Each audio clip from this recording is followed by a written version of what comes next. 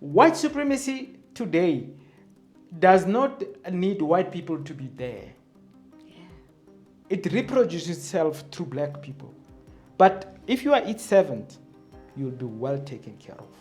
And you must see the ANC people inside parliament, how they embrace whiteness, how they are fascinated by this white power. You know, the camaraderie between them and the DA. It is just shocking. The black majority are tenants in South Africa. We have no rights whatsoever.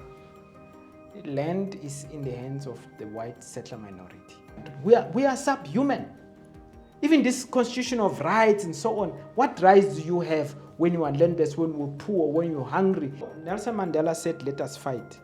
They took him to jail for 27 years. Steve Biko said, let us think. They murdered him. Steve Biko says that if white people were clever, that's his direct quote, if white people were clever, they would allow 30% of black people into whiteness whilst keeping 70% out. So the white system realizes that black people, through Mkhonto were like parties. I mean, even if we can unite with the PAC, AZAPO, even EFF. Yes. Hey, I wish EFF will just wake up, man. Damn, yeah. You know, we can present a serious challenge to the white system. I know. And they know this. And that is why they're creating so many black political parties to fracture the black vote. Yes. You see, the biggest power we have is our numerical strength. And if we organize it properly to become a political strength, tomorrow the land can return to us. We are 90% of the population. Game over. We can make those, we can even change fundamentally the constitution. We can change section 1 of the constitution. You need 75% to change that. White people are very clever. 75% they put it. That is the section of the constitution that gives the 11 people sitting in Braamfontein ultimate power. You know, we must educate each other all the time about this. Yes. When we negotiated with white people, they had a system of parliamentary supremacy. That is why they were able every year in parliament to renew the jail sentence of Robert Sobukwe through the Sobukwe clause. It was a parliamentary system. Sobukwe was kept in jail by parliament, not by the court. Courts were lower to parliament. Parliament will the final decider of your sentence was parliament. That's how much power white people wielded as politicians. They were above the courts. Now, when they negotiated with the ANC, they said to the ANC, no, we must now make parliament to become under the courts. You must have the constitutional court. Guys. Yeah, which is the ultimate decider. By the way, whatever law that we make in parliament must still pass what they call constitutional muster. In other words, the 11 people in Braamfontein must determine if it is constitutionally sound or not. So power lies with the constitutional court, not with the elected members of the legislature. Ultimate power in this country lies with the constitutional court. And that's owned by white people. Let's tell the truth. We're owned by white people, white thinking. Now, white people are so smart that they have injected white thinking in senior managers of the system. Yes. So even if they're black, yes, they're white. If you look at how they rule, they're white. Yeah. So white supremacy in the 21st century, I argue, needs a little bit of melanin to be able to reproduce itself. That's why in the US they had Obama. Now they are putting this black woman. She's not even black, guys. Yeah. Well, they're pretending she's black. She's not black, Indian. Exactly. But this is the white supremacy today does not need white people to be there. Yeah. It reproduces itself through black people. But if you are its servant, you'll be well taken care of. But the majority of black people will be in this mess of suffering perpetually. So you must sell your soul to become an agent of the white system. I mean, look at our president of this country. He's a good example. That man has sold his soul. I mean, and the system protects him. If you want to see how the courts precisely this system which they put above political power, how it treats the President Ramaphosa. The fact that they can say it's okay for him to conceal his donors. Would they have done that with Zuma? Exactly. But it just shows you that the whole system that we have inherited in 1994 is a farce, it's a white system, and that is why black political parties that are informed by the black idiom, by the African idiom, such as Umkhonto we Sizwe, are such a, Robert Herzog, he is a proper activist capitalist. He says it that Umkhonto we Sizwe is the real deal. Yeah. He says even the EFF is not as dangerous as Umkhonto we Sizwe. Precisely because Umkhonto we Sizwe has that African thing. And they can't control it. Exactly. Yeah. It is beyond their grasp and their control. Yep. And if it grasp the nation, we can have a real black country. Right now, this country is not black. I mean, this brings us to the government of national unity then, I always, Abelung are so fascinating because they're so condescending and so arrogant, and they think that it can work, they can just choose the blacks. And we're like... But they are. And they have.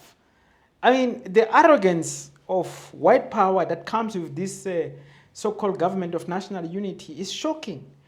And how Helen Zille keeps on calling them out, treating them like, her garden boys, earn girls. And you must see the ANC people inside parliament, how they embrace whiteness, how they are fascinated by this white power. The camaraderie between them and the DA. It is just shocking. The ANC is represented by a defeated native. Whoa. They are driven by slave mentality. They adore whiteness. And that is why we're in such a big trouble with this government. There's no way this government will serve the interests of black people. If you look at their body language, their demeanor, and how they defer to white power inside that parliament, it is shocking, and it is discouraging, and it is disappointing. And it just goes to show that black people without black consciousness are a problem. They are wishy-washy, they don't know where they stand, and they adore whiteness. They adore whiteness. As I say, this government of national unity its president is Helen Zille. All these others are just still boys of Helen Zille.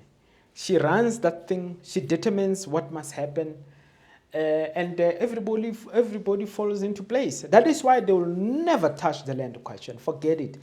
Or the mineral rights are not coming under this government of national unity. It is a white project, now reproducing itself with the help of the ANC to make sure that nothing changes. Leadership, there's something I want to put on the table because I feel like maybe we're not quite, when it comes to the land question, those of us who love to travel South Africa and to go to the waterfalls and the hiking and stuff, when we get there, we find that it's white Afrikaners who own. And what's starting to happen also now is that they charge in dollars. So we don't have access to the things that are on our land anymore. How are we going to now start this conversation where all the tourists, like the Department of Tourism, like who's the minister? I've heard that it's only been a white minister ever since, which then speaks to it's deliberate and they are aware, and that it's a department that they're kind of hiding. It's just that now, the more I've been hiking, I was like, no, this is not fair. Like, why am I paying for this? And why am I paying to an Afrikaans family that isn't even indigenous to this land? And are there no taxes for those businesses? And is there no day of the week or 2 days of the week where it should be open to locals? Or are there no rules where they can charge for the dollars, whatever, but for locals, they're not allowed to charge that? So what are we going to do with that? Because that's the land issue. See, with the dispossession of the land, we just became tenants. The black majority are tenants in South Africa. We have no rights whatsoever. Land is in the hands of the white settler minority. And that is why they control such industries.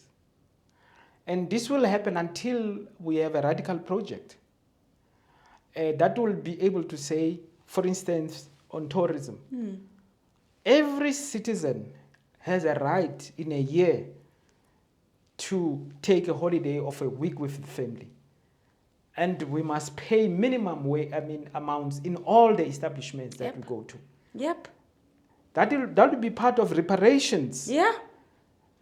These white establishments have not paid a cent of reparations. And they just want to pretend and go on as if, okay, guys.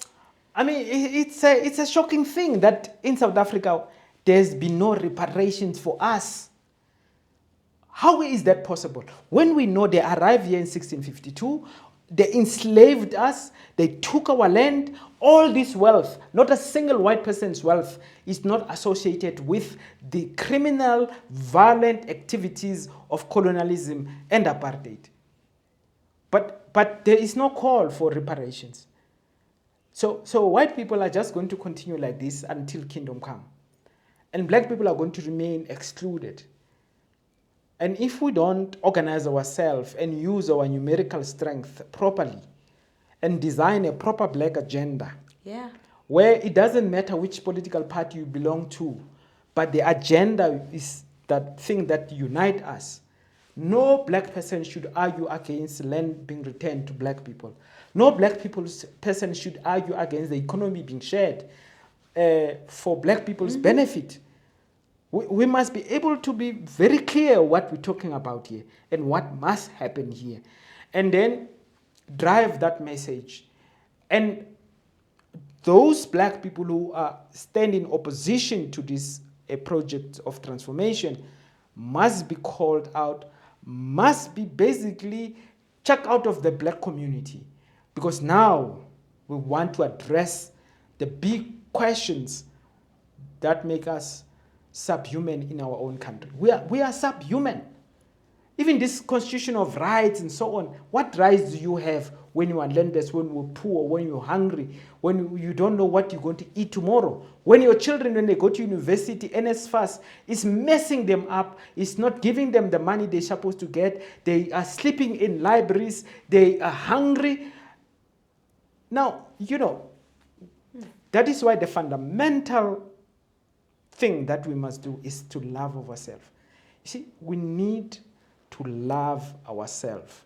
Because only a government that doesn't love black people will allow poverty to continue like this when there's so much wealth. Only a government that hates black people will allow our children to be the way they're treated. Some of them, they even finish studying agricultural colleges. Then they are sleeping outside the government department asking for jobs. They were giving them a little bit of internship. They took those internship away. They drove them to poverty. These kids are trained in the agricultural sector. All they need is land access. Secondly, they should be placed in all the government land return programs where they can go and assist the communities who got their land back to make sure that there's production that continues there and the agricultural activities are supported. So there is a big need for these skills of young black people, but our government is unable. We spoke to the Director General of Land Affairs. He says there's no money from Treasury. Treasury is not making that money available. And that is why they stopped the project. That is why these children now are in the streets. Trained by an agricultural college, went some of them to some extent into these farms. They got experience. They just need land access. That's all. But our government is unable to do even that basic thing because the land is in the hands of our lords. And this government is not going to touch them. What have we asked from white people, for instance, to say, in the last 30 years, You have not given us even just 30% of your land. How are you going to give back? Like, can white people just tell us then how they intend to repair? That is the call that we must make. That white people, don't talk to us. Talk about amongst yourself. Yes! How are you going to pay reparations for all this damage that you have caused, and you continue to benefit from? Your children are benefiting, and their children are going to benefit, and their children. What are you contributing to reparations? That is a question that they must handle, they must deal with. We are not part of that thing. Yes. They, as white people, must have that conversation amongst themselves and not burden us with questions of what must we do, what must we do. Yes. Because Tina, when we come up with things and they get tense, so can they tell us themselves, Uti? Or they must leave this country. I think those are the options that we must put on the table. You want to live with us? Show us reparations. Or go back where you came from, because we're trying to sort out the mess, which is not of our creation. It's wild because the Jews are still like prosecuting the Germans. You'll see Germans 95 years old there in court.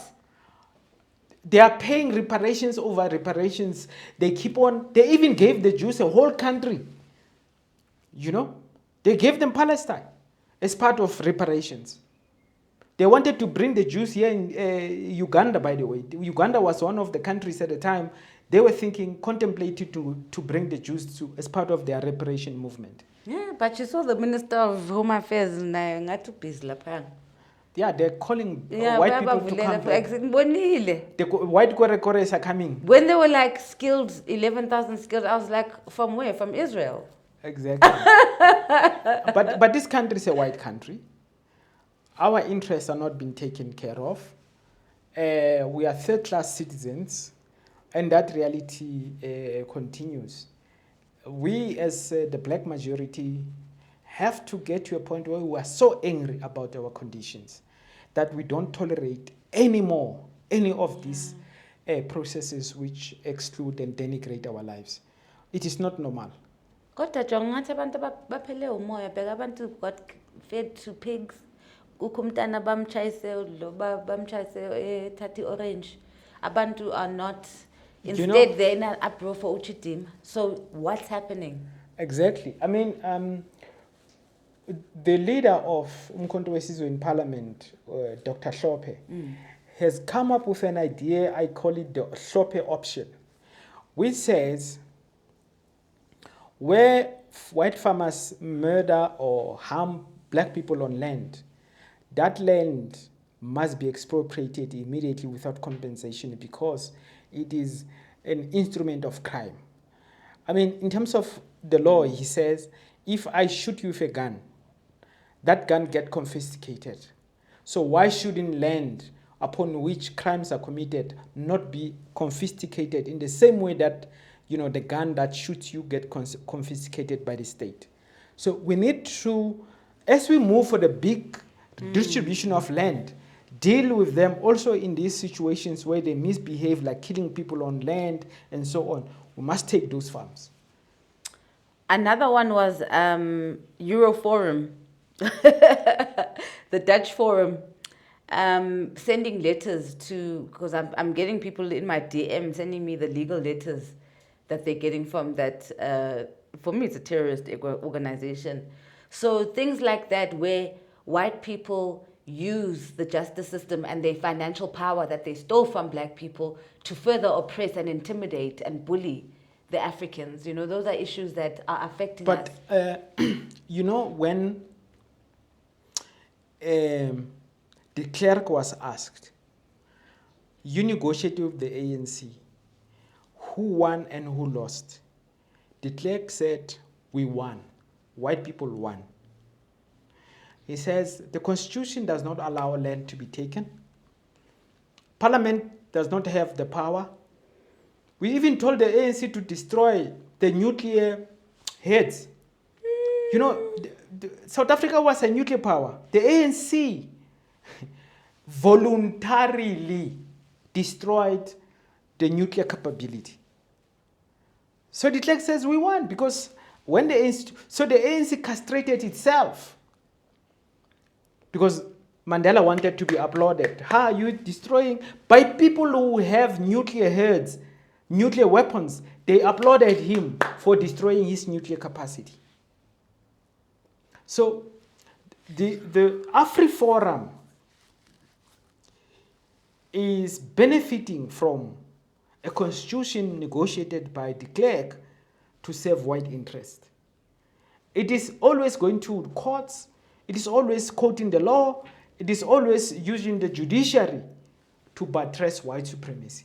That is why Umkhonto we Sizwe says we need to get rid of this Roman Dutch law constitution. We need to bring an African law constitution. I mean, that is the only thing that's going to help us. As long as we're trying to correct the injustices through this constitution, we are using the tools of the master. And the tool of the master will never liberate the oppressed. They wrote the constitution. With their men. I don't think he was just fishing. You know, Rudolf Meyer taught him how to fish, and he was so fascinated with fishing. Rudolf was writing those clauses, and then he says, Cyril, clause number so says, he says, fine, my boss, I caught another one. And they love to position him as a struggle icon now. You know, when they're like, no, Cyril fought for the miners. Yeah, no, I mean, this is part of rewriting history. You know, ideas are very powerful things. And those who control the media, who control generation of ideas, are able to pacify the masses. Look at how our people literally believe Jacob Zuma is the most corrupt person in this country. How our people believe that the Guptas captured the state. The Guptas, who did not even have 5% of the control of ESCOM. They did not have 5%. Forget about the national economy. The national economy is controlled by Stellenbosch. But they were able to generate so much hatred and to present them as the real enemy and together with President Zuma. And, you know, I mean, I was in Mhlobo 3 years ago. The amount of flack I got for defending President Zuma was incredible. Our people have internalized the position of white thinking. They were reproducing white thought. They were reproducing the propaganda of the white media. Our people. So they became agents of white power unwittingly. From thinking that they're educating themselves, they're getting information, but the way it is packaged, it makes sure that you become an agent of the white system. Yeah. That's the whole of corporate SA. Absolutely. And that is the big job that we must undertake. Just like Steve Biko, he understood that black people will never be liberated until they are mentally liberated. You know, a young person, I must repeat this again, a young person in Braamfontein many years ago, he told me, he stopped me and he says, you know, Nelson Mandela said, let us fight. They took him to jail for 27 years. Steve Biko said, let us think. They murdered him. Because the most dangerous thing is the mind. And Biko teaches us again that the most potent weapon in the hands of the oppressor is the minds of the oppressed. It's not the gun, it is not the jail. The most potent weapon in the hands of the oppressor is the minds of the oppressed. And they are doing everything to make sure that they control our minds. And the nice thing about mental slavery is that you believe it's your thoughts. When you hate Zuma, you believe you are originally thinking this. So you become an agent against your own interests unwittingly. But that is the power of whiteness. And they understand this. And that is why also how easy it is to create black-on-black situations. Part of that mental slavery, which is about self-hate as well. It is so easy for white people to simply say, the problem, I'm a kwerekwere. And then and you know Stellenbosch is running that project. I know. Rob Herzog was the biggest supporter of Operation Dudula at the beginning. Herzog wants us to focus on the immigrant and not to focus on Stellenbosch. And then we fight with the immigrant for what? to be waitresses and waiters. So they are reducing our desire for freedom to mere survival, where we are fighting at the bottom, unable to look up and see how much wealth is there at the top. So they are very successful in making sure that they utilize the black anti-blackness, which is the product of colonialism, to perpetuate their system of white power. We are easily turned against one another. They know this, and that's why even the political system, they're creating many political parties which are going to fight amongst themselves and not consolidate black power, and the white system perpetuate itself. They know, I mean, the destruction of the black mind, which of course comes with colonialism. You know, when colonialists arrived here, the first thing they built is a jail, then a school which is also a church. They give you the white God, they give you the white education, they even turn how you eat, how you pray, your culture. I mean, there are times, there are some communities where white people have determined how much lobola you pay. It was not us, it was the white system that determines that. So the big thing they do is to work your mind. So if you don't accept Christ and you renounce your African religion, there is jail. If your kings rebel against land dispossession, there is jail and there is public lynching. You lynch the head of the group of people to show your power. And everybody sees the king is being lynched. So publicly, now we must bow to these guys. And they give us their white project. That is why all the educated Africans are little coconuts. You know? All of them. All of them. I know. We're little coconuts. And it's so easy, therefore, to turn us against each other. Clever blacks, that's the notion of President Zuma. But can I know we are the clever blacks, definitely, but what do you do then when you are faced with a situation where you've got a family to feed? Because that's what's affecting the clever blacks. Is that, guys, excuse me, I'm in Sandton, I'm in my BMW, my child goes to Red Hill, like, please do not interfere with this nice life that I've put together. That's the problem. You see, Steve Biko says that if white people were clever, that's his direct quote, if white people were clever, they would allow 30% of black people into whiteness whilst keeping 70% out.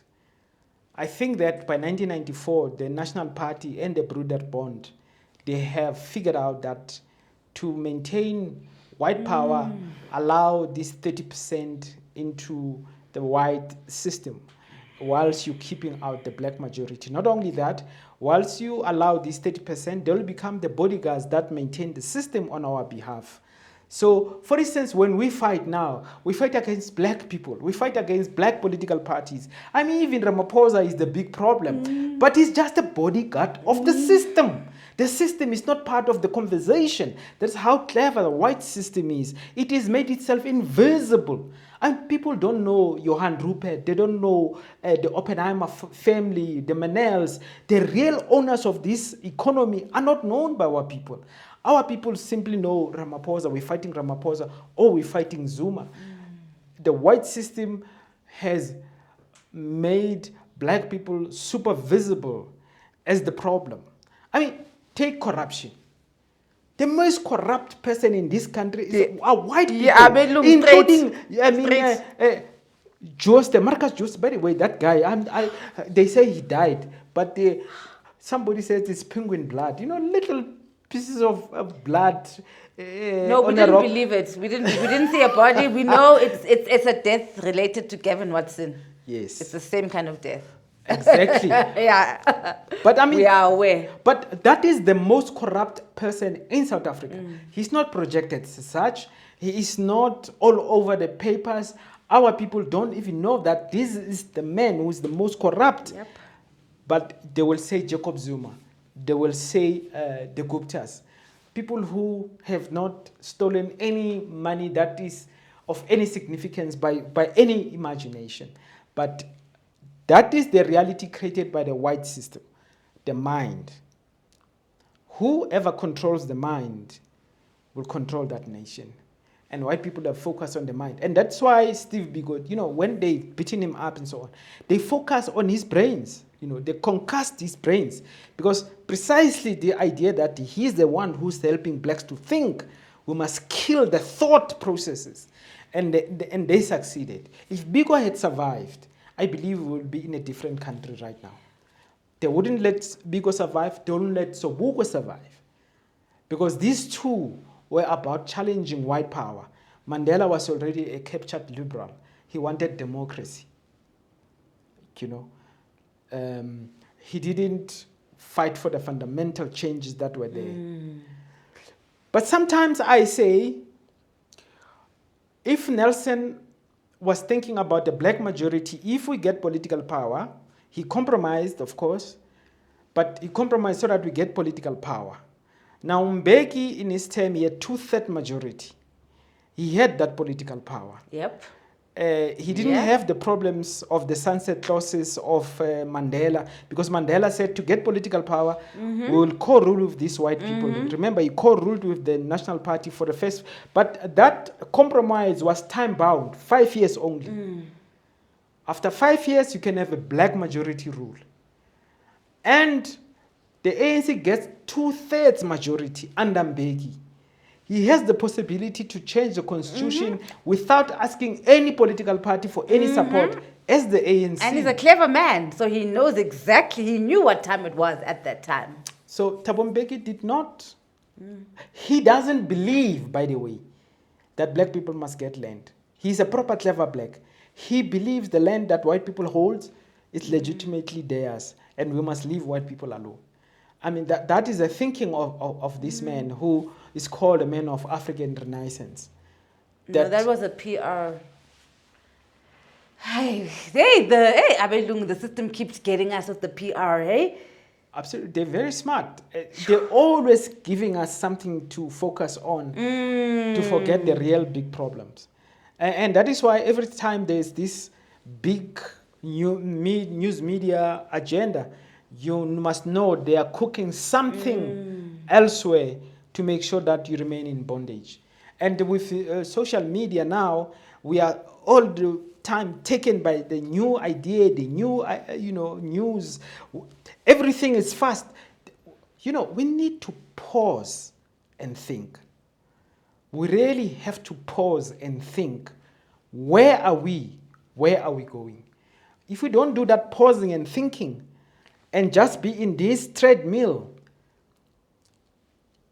another 50 years, you will have people talking the way we are discussing this matter. 50 years will come, 100 years will come, 500 years. In fact, I want to write a message to black people 500 years from now to say, how are you doing, black people? Have you been able to get your land back? Have you been able to get your dignity back? Have you been able to get your country back? Who is ruling over you 500 years from now? If we don't do something, 500 years from now, we will remain slaves. Actually, we must start there. We are slaves in our own country. Yeah. This country is not in our hands. Yeah. I mean, I'm in parliament. I'm a member of parliament. What are we parliamentarying there? No, you're just part of the group of people who talk too much, and then the system is giving you nice salaries and packages so that you don't talk too much, but you just talk so that it's a performance. Plus, they give you a house there. It's performative. You guys are being used. And so we are just puppeteering. Yebo. Pretending to be. Yes, because you are the ones that talk too much. So that's what the white system has done. It's created a way to deal with you guys. That is why we have to fundamentally question the entire system.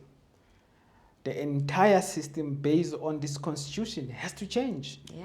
Otherwise, we continue to be talking heads and shouting at each other there in parliament when white power continue to sponsor people to go into that parliament to arrest the possibility of change. Parliament has become a place where our people watch this performance Yeah. of Yeah. this spectacle that pretends to want change. So our people are being, in a sense, demobilized Yes. by the parliamentary system, Yes. which pretends to be doing something Yes. whilst it's doing nothing. Yes. So that is why Umkhonto weSizwe, we are saying we must be a revolutionary movement outside of parliament and inside of parliament. We can't leave mobilization and struggling outside of parliament. We have to make sure that the problems of our people are confronted, because the motions in parliament and resolutions in parliament and even legislation will take too long to address the problems of our people. Mr. MNGXITAMA, we could keep you here the whole day. I know. Thank you so much. You know, it's Thank always you. nice to drink from your waters. And Thank obviously, you. it's not the last time. Obvious, you know, this is I your will home. be here soon enough. Thank you so much, and Thank you, bless sister. you, Thank bless you. you, Thank bless you. you. Thank you. Umoya ulight, umoya ubright. Yeah, guys, there's not much to say, but yeah, you know this. We got this. See you again next time. Thank you. Yeesh. Every time. Every time. Who are you when all you were has been diluted by lies and white lines cancelling out all that which has been written of your history? Why do you look at yourself as a mystery? Doesn't the sun shine because you open your eyes? Doesn't the moon stay situated within the same stars your DNA sparkles off? Your spirit knows that surely corner into e off. Buza umoya so you may return to being well off. Because spiritually you are rich, yet your ancestors cry because you are out of reach. But yours is to command all elements while God takes inspiration from the very mirror she looked at to become. Remember who you are and never finish just when they think that with you they are done.